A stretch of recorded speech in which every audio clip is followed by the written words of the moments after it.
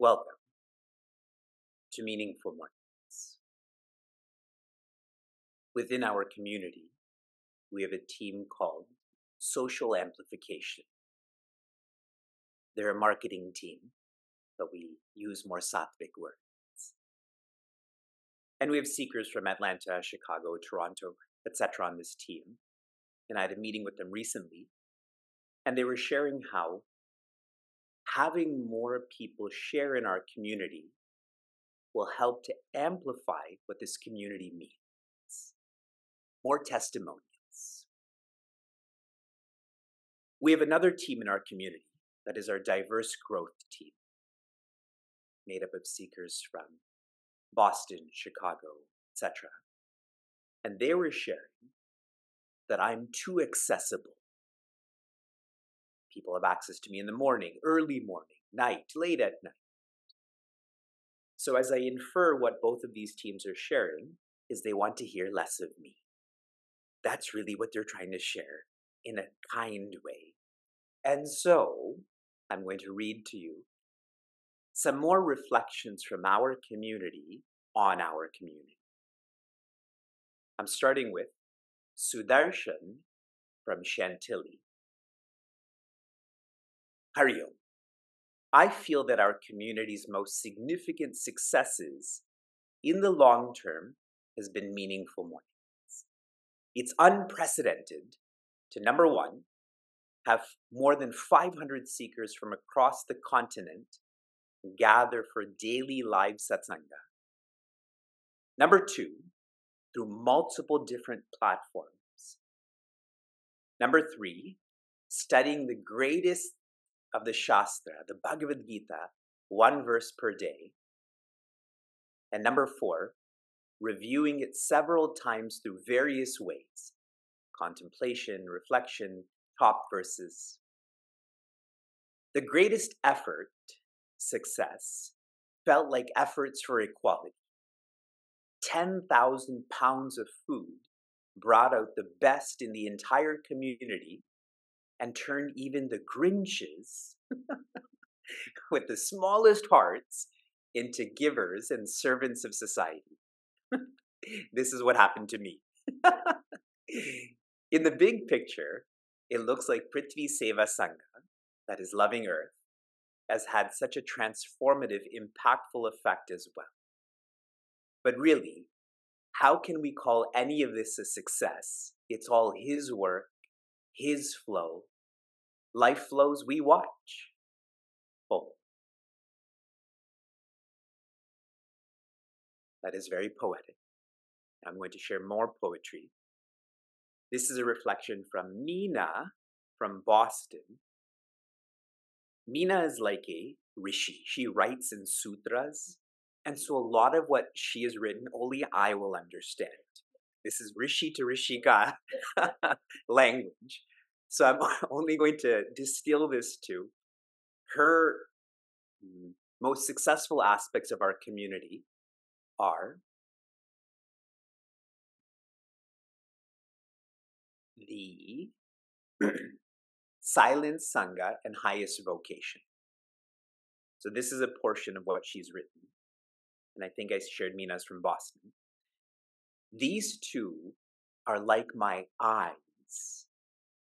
For me, which naturally pulls all the other seva we do for the welfare of humans, animals, stones, plants, and nature, etc.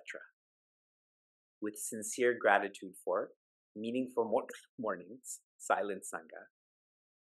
With more humility, overwhelming gratitude. Thanks, team, and please do share with Vivekji with much gratitude. And one more reflection. This is coming from Neha from Chicago. So we had poetry, we had code, and now this is the narrative of a consultant, okay? Hari Om, dear crew, wishing you all a meaningful retreat. Reflecting on Vivekji's question to all of us this morning, think our community's biggest success, among so many, is expanding our focus, effort, responsibility, and impact beyond the community to serving society and humanity. Our community under Vivekji's guidance has enabled this expansion and evolution for us individually and collectively, and the positive ripple effects we are witnessing and experiencing are only beginning. Gratitude to each of you that pour yourselves into seva to enable our community to stay strong and ever evolving to reach the higher. You are an inspiration of commitment and discipline. I truly feel lucky and blessed to be surrounded in satsanga and community with you, with love and enormous gratitude. If you reflect on yesterday's reflections, today's reflections, my inference from all of this is a exercise in sattva. In this chapter, we're learning about what it means to be quiet in renunciation, vision, mission, separation, right now, intuition. All of this is an exercise in Bhagavad Gita's chapter 18.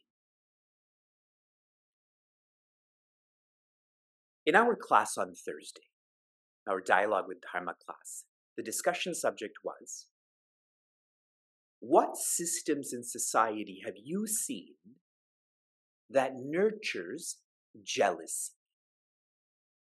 Systems in society that promote jealousy. And lots of profound thoughts are shared.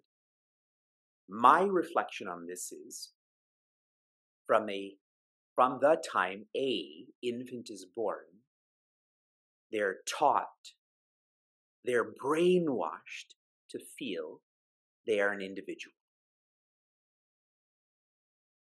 Now, the implication of this is, if I'm an individual, there's so many individuals near me, far from me, and so I feel overwhelmed by all of this finitude. Emotionally, that turns into insecurity. Obviously, an insecure person is going to be jealous of everyone, their own parents, their own siblings, and so on. And this is why, in our Bharatiya Samskriti, in our culture, when you are 6 years old, you live in the Gurukula.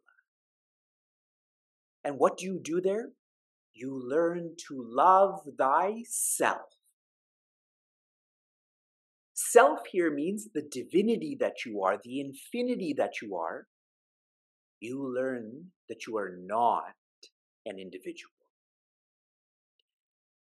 And this is so apparent.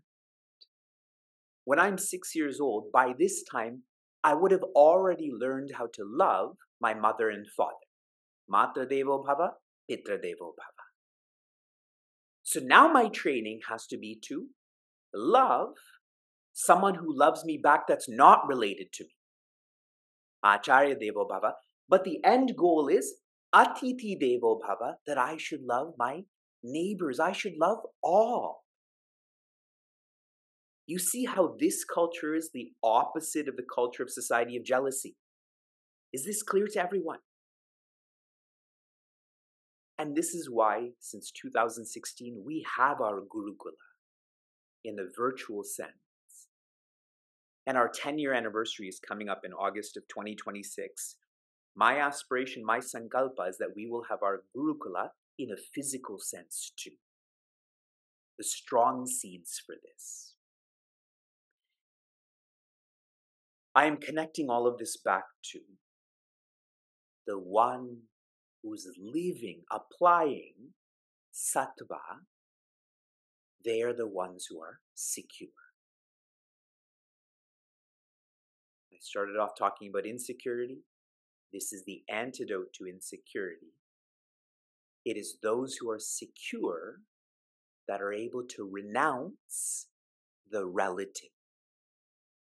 I don't depend on this, I don't depend on that. It is those who are quiet that are able to surrender to the absolute. They don't have to be an individual. In fact, they don't want to be an individual. While in Cleveland, I'm very conscious about the positioning of my laptop and phone. Do you see the signs behind me?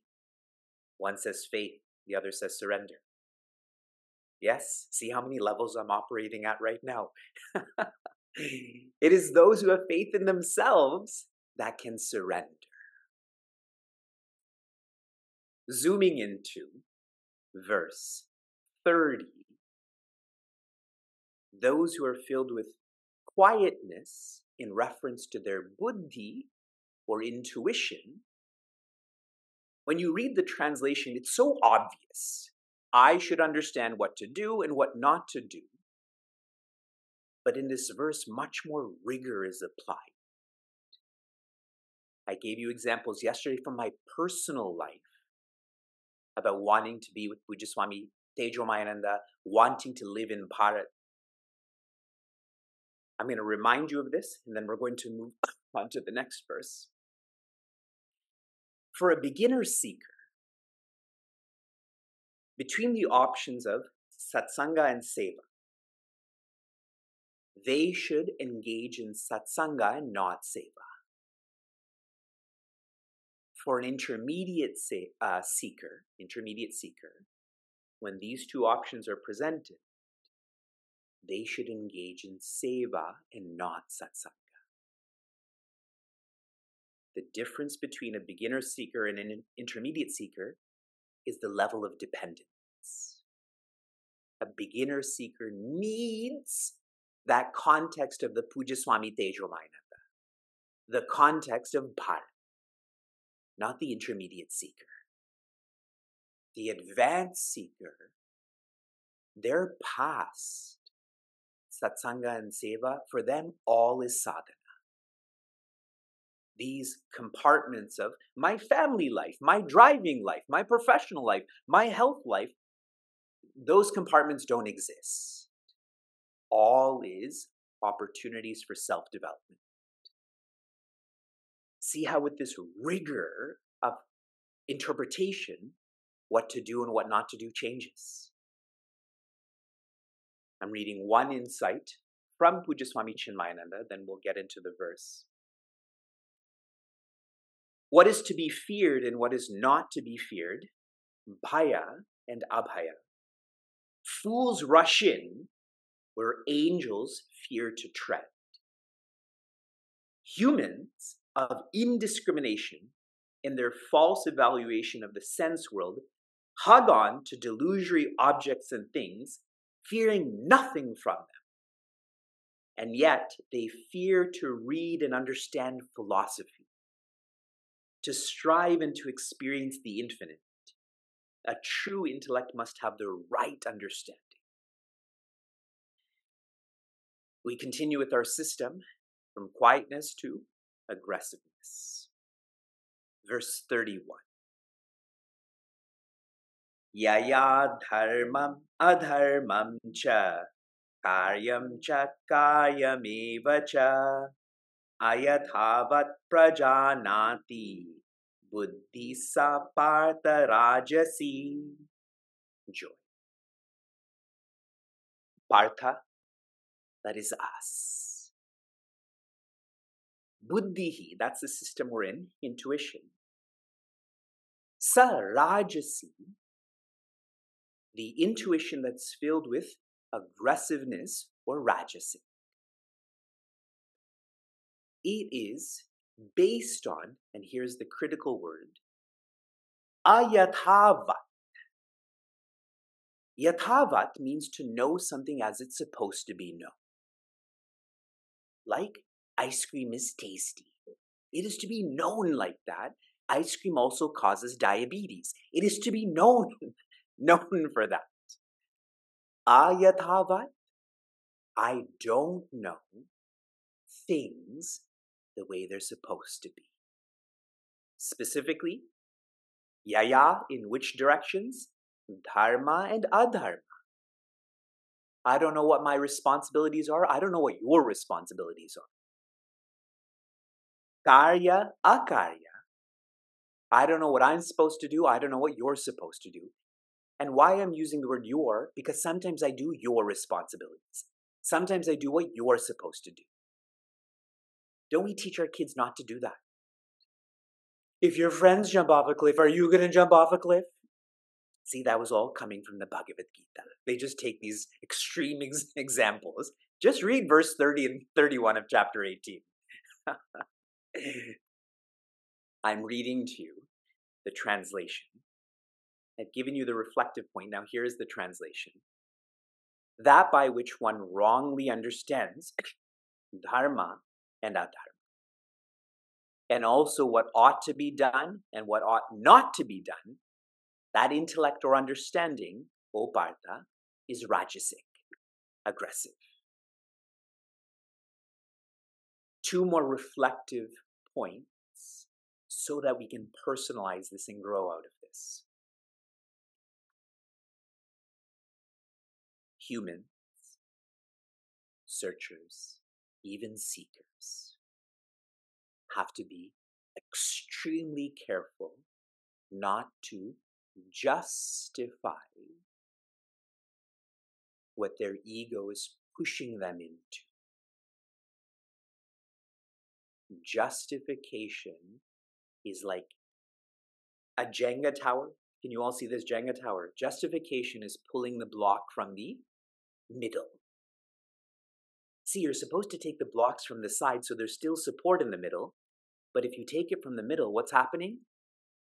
You're becoming more and more, not fragile or delicate, weak. You think that you're doing that which is making you stronger, but it's making you weaker. Did that visualization work? I play Jenga with my kids, and I keep telling them, don't take blocks from the middle, but that's exactly where they go, because they're rajasic. And here's one more reflection. This is in reference to waking up from being aggressive to being quiet. There are some people who are sleeping, and so they can be woken up. There's some people who admit, I am aggressive, and so they can be taught to become quiet. The second group of people are pretending to sleep. They're already quiet and beyond, but they're pretending to sleep. That way they're more relatable.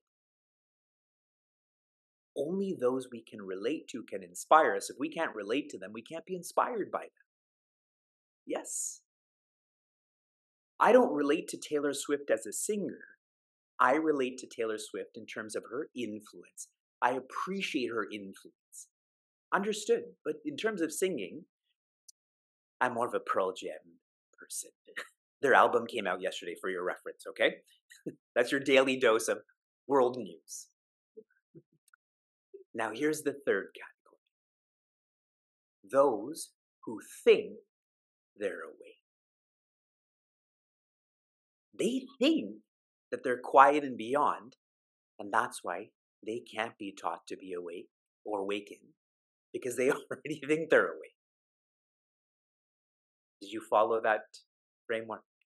If you didn't, it's because you think you're awake. That's why.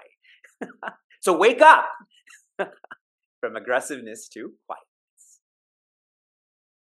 From inspiration to application, your application yesterday was to plan for Earth Weekend.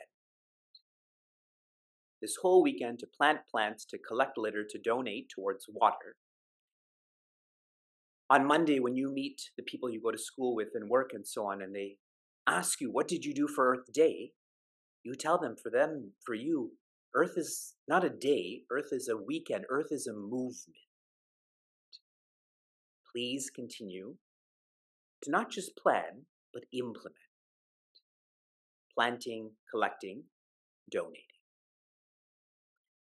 Shanti, shanti, shantihi, be joy.